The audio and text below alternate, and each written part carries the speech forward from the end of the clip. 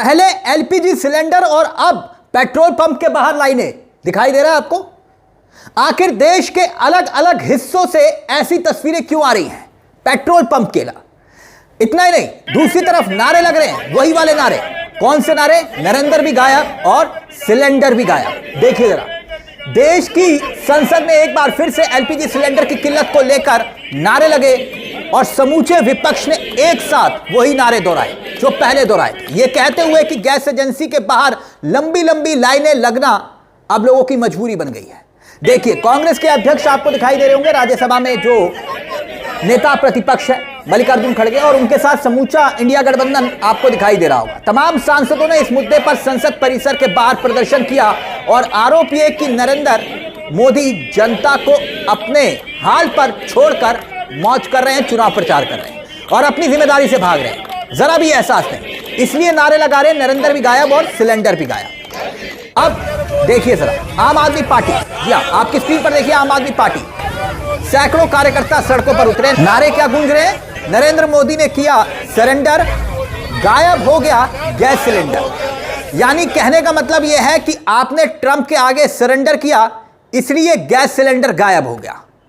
यानी विपक्ष का अलग अलग नारे, लेकिन मुद्दा एक ही। हैरान करने वाली बात यह है कि जो तस्वीरें पहले एलपीजी सिलेंडर और अब पेट्रोल पंप के बाहर लाइनें लगी हुई दिखाई दे रही है, क्यों लगी हुई है? वो भी तब जब प्रधानमंत्री नरेंद्र मोदी संसद में कह रहे हैं कि अफवाहों से दूर रहिए, किसी भी तरह की कोई क्राइसिस नहीं है। तो फिर लोग इस तरह से पेट्रोल पंप के बाहर लंबी लंबी कतारें लगाकर क्यों खड़े हैं? और उससे भी बड़ा सवाल यह कि आखिर भारत के पास कितना तेल बचा है, कितना ईंधन बचा है? सबसे पहले आपको पेट्रोल पंप की तस्वीरें दिखाते हैं और फिर एलपीजी के हालात बताएंगे। लेकिन पहले जरा देखिए पेट्रोल पंप की तस्वीरें। सबसे पहले सूरत की तस्वीरें आपको दिखाई दे रही होंगी। सूरत यानी कि नरेंद्र मोदी का जो लोकसभा से लेकर जो उनके मंत्री, तमाम मंत्री न्यूज चैनल्स पर आकर एक ही बात बार बार बोल रहे हैं ना, कह रहे कि भाई तेल का कोई क्राइसिस नहीं है, पर्याप्त भंडार है, अफवाहों से दूर रहिए, पैनिक से दूर रहिए। लेकिन प्रधानमंत्री अपने खुद के राज्य जहां से वो आते हैं, इसलिए मैं गुजरात का जिक्र कर रहा हूं। देखिए, गुजरात तक में पेट्रोल पंप के बाहर लंबी लंबी कतारें लगी हुई हैं और बाकायदा सोशल मीडिया पर लोग तस्वीरें शेयर कर रहे हैं।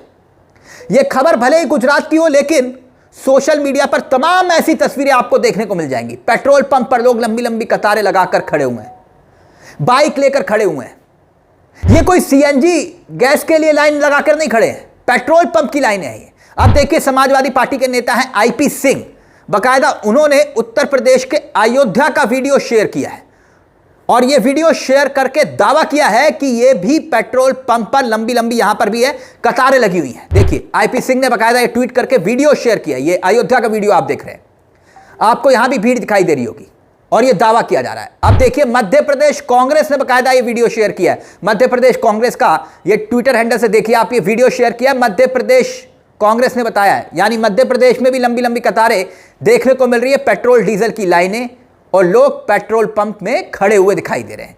तो सवाल यह कि प्रधानमंत्री संसद से यह बात कह रहे हैं कि हमारे पास तेल का पर्याप्त भंडार है, और दूसरी ओर लोग पेट्रोल पंप पर वैसे ही लाइनें लगा रहे हैं जैसे एलपीजी सिलेंडर की लाइनें लगी हुई हैं। तो यहां दोनों तरफ लाइन लगाओ योजना क्यों चल रही है? यह माजरा है क्या? प्रधानमंत्री लोगों को कह रहे हैं, लेकिन प्रधानमंत्री की बात लोग सीरियसली क्यों नहीं ले रहे? मोदी की बात पर विश्वास आखिरकार जनता क्यों नहीं कर रही?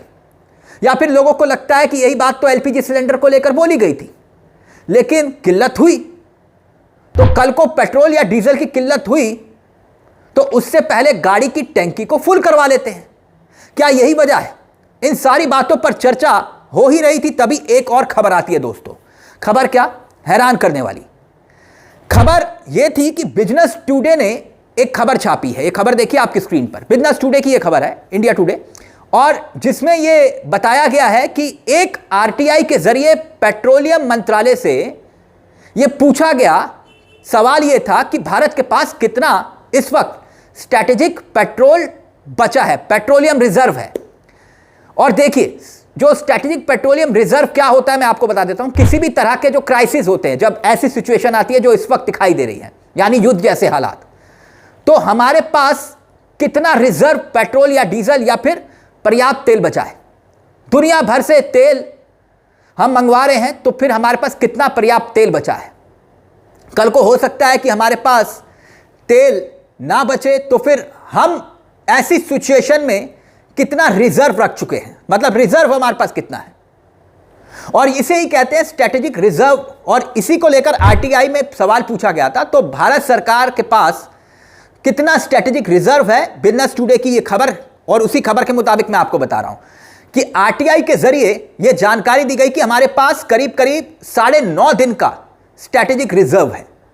यह बिजनेस टुडे की खबर के हवाले से मैं आपको बता रहा हूं, यह हवा में बात नहीं कर रहे हैं हम। 9.5 दिन का मतलब यह हुआ कि लगभग 9 दिन के आसपास का भारत के पास पेट्रोल जो है, जो हम बाहर से अगर नहीं आया तो हमारे पास है, यह रिजर्व है 9.5 दिन का। हालांकि यहां पर यह भी मैं आपको बता दूं कि जो रिजर्व होता है वो ऊपर नीचे जाता है, कभी ज्यादा हो जाता है, कभी कम हो जाता है, कभी बढ़ जाता है। लेकिन फिर भी भारत जैसे देश जो दुनिया के दूसरा सबसे बड़ा मुल्क है, वहां पर महज 9.5 दिन का ही तेल बचा है। और हमारा जो कंजप्शन है वो लगातार बढ़ रहा है। मतलब कितना बड़ा कंजप्शन होगा, हम चीन के बाद सबसे ज्यादा ऑयल मंगाते हैं और हमारे पास बचा है सिर्फ 9.5 दिन का रिजर्व। तो सवाल यह है दोस्तों कि नरेंद्र मोदी जो लोकसभा और राज्यसभा में खड़े होकर लंबा चौड़ा भाषण पढ़ रहे थे ना, और देश को यह एहसास करवा रहे थे, सुनिश्चित कर रहे थे कि हमारे पास पर्याप्त स्ट्रेटेजिक रिजर्व है। सुनिए प्रधानमंत्री नरेंद्र मोदी का राज्यसभा में दिया यह भाषण सुनिएगा, जहां पर वो पश्चिम एशिया में चल रहे युद्ध को 3 हफ्ते से ज्यादा वो कह रहे हैं हो गए हैं, और इस युद्ध का पूरे विश्व पर गंभीर असर पड़ रहा है, ऊर्जा पर पड़ रहा है, और हमारे यहां पर भी जो है डीजल, पेट्रोल, गैस, फर्टिलाइजर, ये सब पर असर पड़ रहा है। सुनिए जरा प्रधानमंत्री नरेंद्र मोदी का यह बयान। पश्चिम एशिया में चल रहे इस युद्ध को 3 सप्ताह से अधिक का समय हो चुका है। इस युद्ध ने पूरे विश्व में गंभीर ऊर्जा संकट पैदा कर दिया है।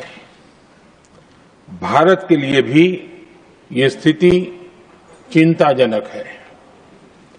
इस युद्ध से हमारे व्यापार के रास्ते प्रभावित हो रहे हैं। इससे पेट्रोल, डीजल, गैस और फर्टिलाइजर जैसे जरूरी सामान की रूटीन सप्लाई प्रभावित हो रही है। गल्फ देशों में करीब, खैर यह भी सच है कि पैनिक अफवाहों से भी फैल रहा है, और हमारे सलाह यह है कि अफवाहों पर ध्यान ना दें। हम भी लगातार यह कह रहे हैं अफवाहों पर ध्यान ना दें, मगर सच यह भी है कि इसमें भी कोई दो राय नहीं कि एलपीजी की किल्लत ने पूरे देश को झकझोर कर रख दिया। और अब यह पेट्रोल पंप के बाहर खड़ी लाइनें, तमाम न्यूज चैनल्स की हेडलाइंस देखिए, आज भी ये हेडलाइंस आपकी सामने सुर्खियां बनी हुई हैं। घरों में चूल्हे नहीं जल रहे हैं, दुकानें बंद हैं, कामगार सब छोड़कर गांव वापस पलायन कर रहे हैं, और विपक्ष कह रहा है कि नरेंद्र मोदी की यह कायराना विदेश नीति का नतीजा है। लोग परेशान हैं, एलपीजी के लिए घंटों लाइन में लग रहे हैं, और ये तमाम हेडलाइन सुर्खियां आपके सामने हैं। इसलिए विपक्ष ने एक बार फिर से तमाम सांसदों ने मोदी सरकार के खिलाफ नारे लगाए। दिल्ली में एलपीजी की किल्लत की खबरें छप रही हैं।